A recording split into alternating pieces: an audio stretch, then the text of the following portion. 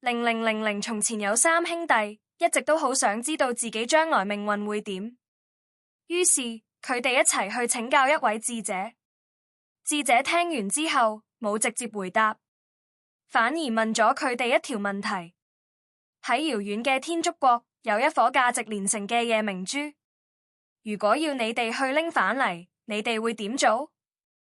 大哥首先開口：我本身對名利睇得好淡，夜明珠喺我眼中只不過係粒普通珠仔，所以我唔會去。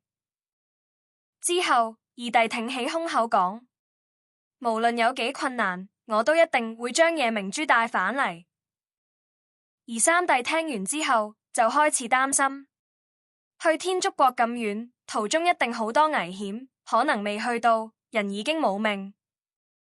智者聽完三人答案，微微一笑：其實你哋嘅命運已經寫喺答案入面。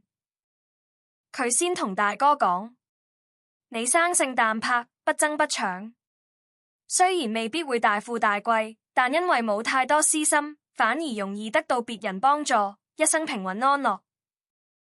之後望向二弟：你意志堅定，敢衝敢試，遇到困難都唔退縮。擁有呢種性格嘅人，往往最容易成大器。最後，智者望向三弟：你未開始就先想到失敗，遇事猶豫膽怯，如果一直咁落去，恐怕好難成就大事。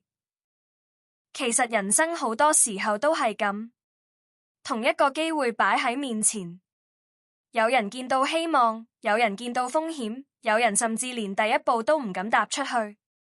真正拉開人與人距離嘅，很多時唔係智商、背景或者運氣，而係心態。古人有句說話：即行成習，即習成性，即性成命。即係一個人長期嘅思想同習慣，最後會慢慢變成性格，而性格最終會影響命運。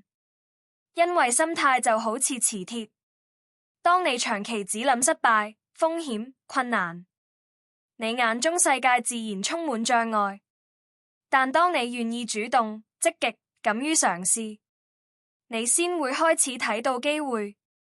所以真正改變命運嘅第一步，往往唔係能力提升，而係先改變自己睇世界嘅方式。